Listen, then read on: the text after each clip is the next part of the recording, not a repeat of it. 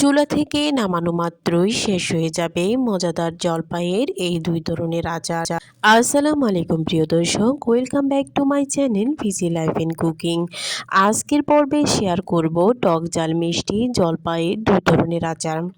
আচার দুটো দু ধরনের হলেও বানানো পদ্ধতি কিন্তু একই রকম। তো চলুন ভিডিওটি দেখে আসি। আমি এখানে 1 কেজি পরিমাণ জলপাই সিদ্ধ করে নিয়েছি। এবার আমি এখানে আচারের মশলাটা তৈরি করে নেব।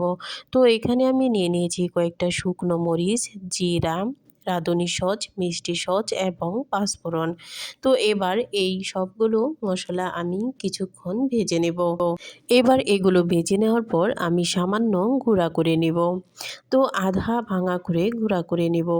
এবার এই জলপাইগুলো সিদ্ধ হয়ে গেলে এই জলপাইগুলো আমি সামান্য চটকিয়ে দেব।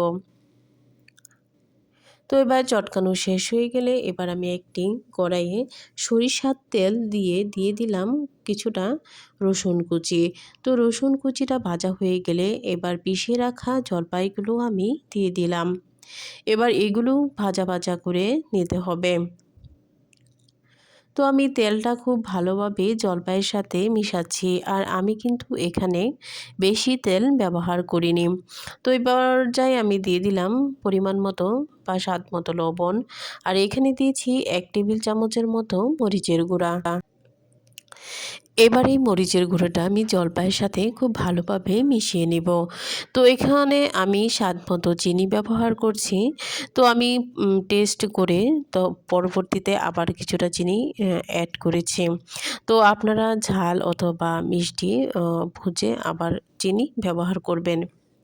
তো যে যেরকম মিষ্টি অথবা ঝাল খান। এবার আমি যেহেতু আমার নাড়াচাড়ার সমস্যা হচ্ছিল, তাই আমি একটি বড় যে কড়াই রয়েছে ওইটাতে আমি এখানে নাড়াচাড়ার জন্য ট্রান্সফার করে নিয়েছে।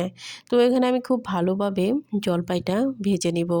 তো এখানে আমি দিয়ে দিলাম যে মশলাটা আমি পিষে রেখেছিলাম, ওই মশলা থেকে খানিকটা মশলা আমি এখানে ব্যবহার করেছি। তো এখানে এই আচার থেকে এবার আমি অর্ধেকটা আচার উঠিয়ে অন্য জায়গায় ট্রান্সফার করলাম। তো এখানে বাকি যেটুক ছিল এখানে আমি আরেকটু মশলা ব্যবহার করেছি, যে পাঁচফোড়নের মশলাটা পিষে রেখেছিলাম।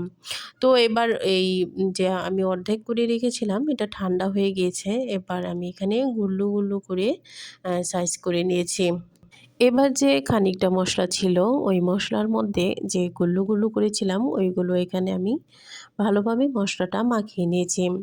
তো এই যে আমি একইভাবে দুই ধরনের আচার করলাম, খেতে কিন্তু অসাধারণ এবং অনেক মজা। তো আমার ভিডিও যদি আপনাদের কাছে ভালো লাগে অবশ্যই কমেন্টে জানাবেন, লাইক দিবেন এবং সাবস্ক্রাইব করবেন। তো এরকম নিত্য নতুন আরও অনেক ভিডিও পেতে বেল বাটনে ক্লিক করে দিবেন। আশা করি ভালো লেগেছে। আল্লাহ হাফেজ।